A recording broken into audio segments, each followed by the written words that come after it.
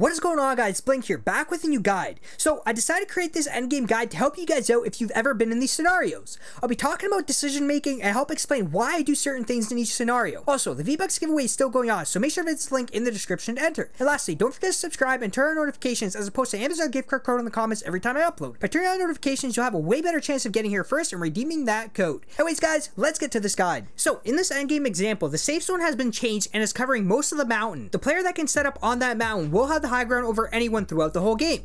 You always want to try setting up at the best possible spot as close to the middle of the circle. So basically my plan was to get onto the hill as soon as I could and hold it. Players will have a harder time getting to you if you're able to set up at the top. I placed a few traps down as I always like to do when climbing hills. I like to add them halfway on the stairs too. So I'll add a floor to place them on and then proceed to keep building up. Most players expect traps to be placed at the peak of the stairs. So I'll throw them off by adding a few halfway up the stairs too. I heard players fighting at the top and I built over the top with a double staircase to block my opponent from building.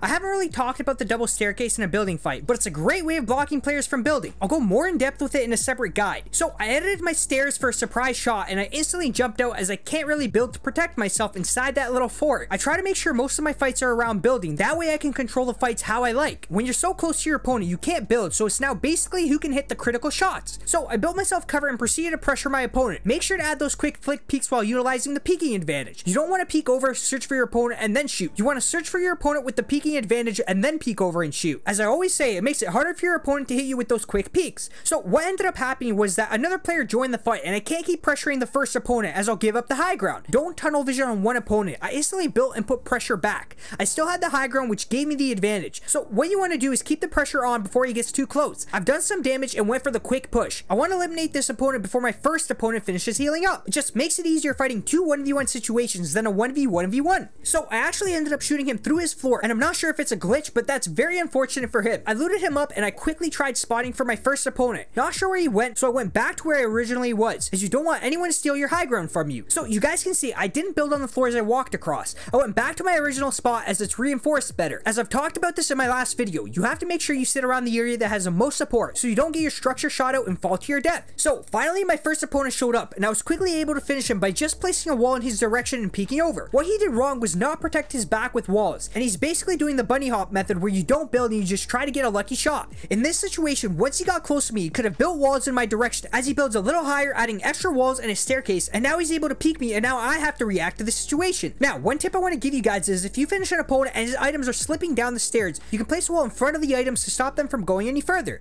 You'll save yourself time and you'll not give up the height advantage. So I went back to my original spot and destroyed all the platforms that were blocking my vision. I've been in this type of situation many times where I eliminate someone from above and take their base over. If you're ever in that position, then make sure you destroy most of the platforms so that way no one uses it to sneak up on you. So I heard fighting down below and I wanted to try getting both kills. Got the first one with the snipe and tried getting into a better angle on the second one as I was waiting for him to maybe stop moving as he loots. Now I heard another opponent behind me and I instantly built for that high ground. As I built, I kept looking in the direction I heard my opponent. That way I don't lose momentum as I build and I'm able to block any shots with walls when needed. Got to the top and this player tried double staircasing above me, which was fine, except he was building into an even lower ground. Instantly spotted it and destroyed his stairs. Now fortunately for him, he never died, but I knew he was one hit. So I pushed him and I was able to catch him hiding in a little box. Got the kill as he was super low. So this player should have built away from me as he tried pressuring me back. You never want to build on the edge of a mountain ever. Just like I said in my last video, there's nothing under you, and if your opponent shoots out your materials, then expect to fall to your death. So once finishing off this opponent, I quickly built back in the direction where I knew the last opponent was. You don't want to get caught out looting and end up dying because you're not paying attention. So I built back in the area I last saw this player and tried gathering as much information as possible. I would have maybe had a chance to catch him in a bad position building up to me. Never saw him, but I ended up hearing him behind me. Never knew where he was, but I built walls where I heard it. If you hear someone nearby, don't try confirming it first. Build walls in that general direction you hear the player. Not stairs, not floors, walls. After adding the walls, build stairs and take a peek. I would have ended up getting pumped in the back if I didn't build those walls fast enough. He ended up being super close to me too. Having quick reactions can save your life. Once again, guys, build walls instantly even if you're unsure. So I held the high ground and I could hear him sitting right under me.